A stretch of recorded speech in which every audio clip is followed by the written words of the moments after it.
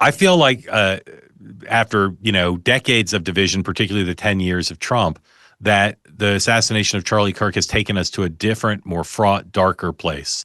And to the extent you agree with that, I'm wondering why you think that is. And if Yeah, you don't agree, we'll move on. But I sadly agree. I don't want it to be so. I want this to be a time where we can sort of have some understanding here. Remember John Edwards, of course, Senator from North Carolina, and John Kerry's running mate. He used to have this go-to stump speech about how there were two Americas, and the two Americas, of course, from his perspective, were about class and economy and wealth and economics. But the two Americas, I think, right here are divided along ideological lines here, and I've reached an understanding that I didn't realize as a conservative in America at this time, Mark, and that is that I really think the left, the people on the political left in this country, truly don't understand me.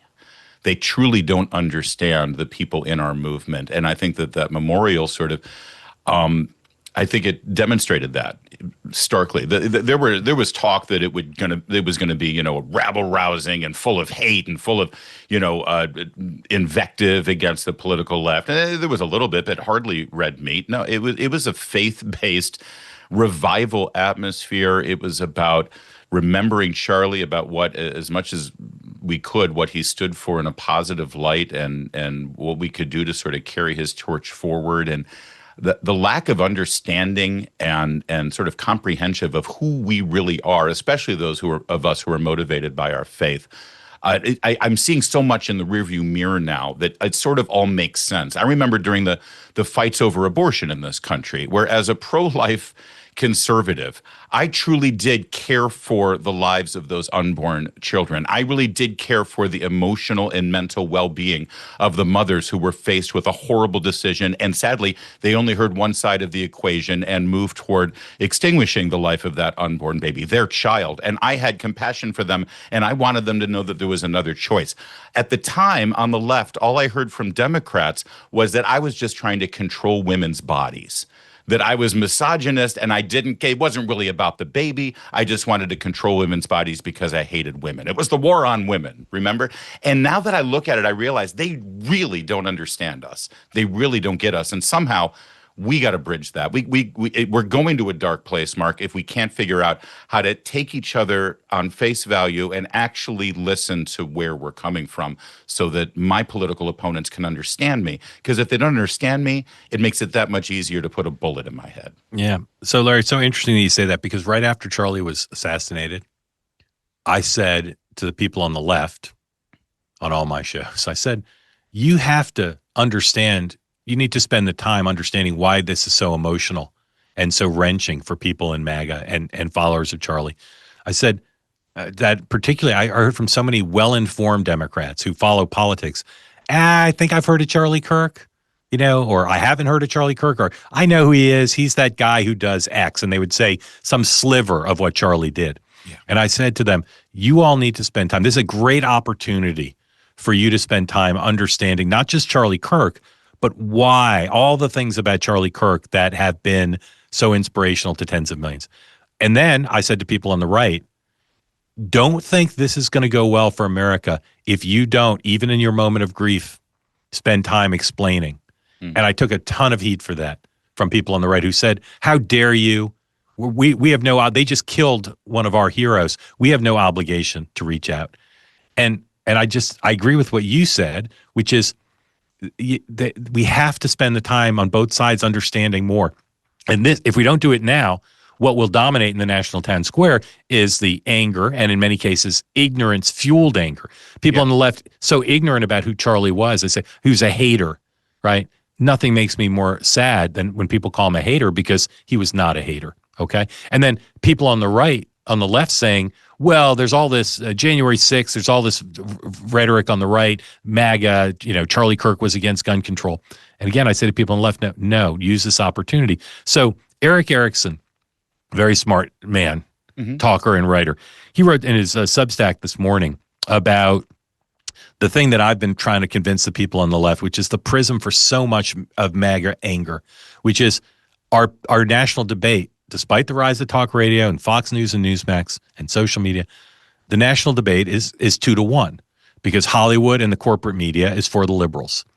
And all these 2-to-1 debates undergird so much of the frustration and anger. And so in the context of the debate about, well, is there more violence on the left or more violence on the right? Here's what Eric Erickson wrote.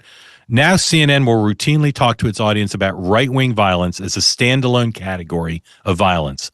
But all left-wing violence must be taken with a heavy dose of, quote, both sides do it, and, quote, why did Donald Trump provoke it?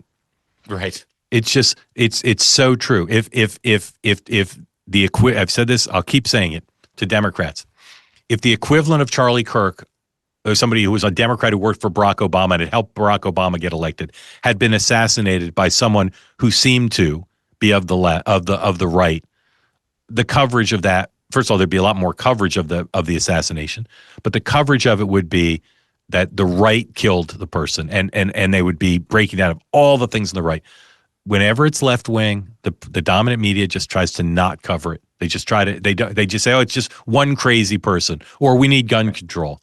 Right. They just don't cover it that way. So try to explain to people who listen to this program, who are on the left, who are Democrats, try to explain to them why that is so troubling.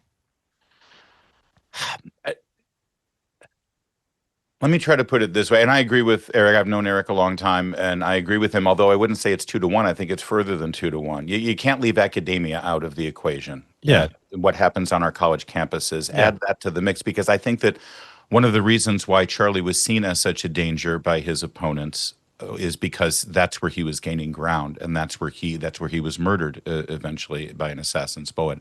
And that assassin did not kill Charlie Kirk because of what he was saying. He was killing him because people were listening, and it was making a difference. And they didn't try to stop Charlie Kirk. They tried to stop that conversation from happening. In this case, it had to do with the ideology behind transgender policies in this country that are taking a turn. So I'm sort of talking around the issue here, Mark, in that Charlie was silenced because they want to stop and silence our ideas.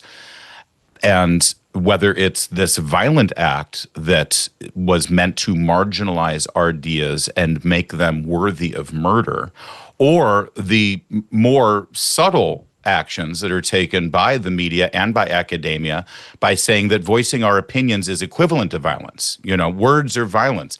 They say that so that when we use words, it's okay to use violence against us.